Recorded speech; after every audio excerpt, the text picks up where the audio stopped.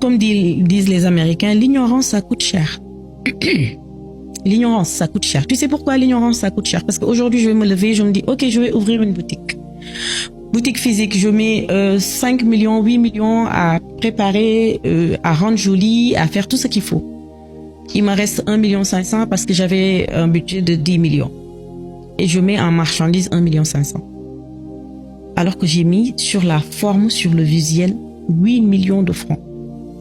Donc, en fin de compte, tu vas vendre pour 1,5 million et tu attends que ces 1,5 million là finissent pour rentabiliser, pour remettre de la marchandise. Donc, on est tellement concentrés, nous, Africains, sur ce qui se voit qu'on oublie ce qui est à l'intérieur. Ce qui fait que le produit il est bon, ce qui fait que l'entreprise roule, ce qui fait que tu gagnes de l'argent. Parce qu'on ne crée pas une entreprise pour faire du bénévolat, on crée une entreprise pour gagner de l'argent. Et à un moment donné, le chef d'entreprise oublie ça. Je t'assure, des fois tu penses que c'est it's obvious, it's not. À un moment donné, tu oublies que tu es là pour faire de l'argent. Tu es là, maintenant tu commences à dépenser, tu commences à mettre sur des choses qui pouvaient peut-être attendre. Donc cette formation m'a permis de comprendre que j'avais pas de système, que j'étais drain, je faisais tout, que sans moi les autres m'attendaient, que j'avais des employés qui comptaient à 100% sur moi et que j'ai embauché des personnes qui n'étaient pas plus intelligentes que moi. Alors qu'en entreprise, tu embauches des personnes qui sont plus intelligentes que toi.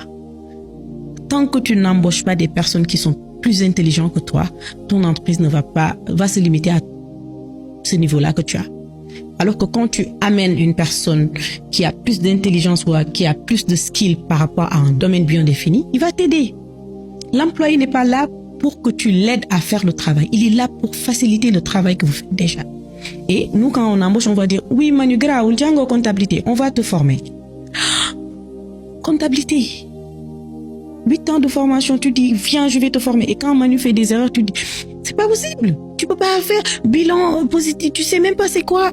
Non, c'est parce que c'est toi qui as dit que tu vas le prendre. Il n'a pas les skills, tu vas le former. C'est cet engagement qu'on fait tout le temps qui n'est pas bon. Et quand je suis sortie de cette formation, j'ai immédiatement renvoyé.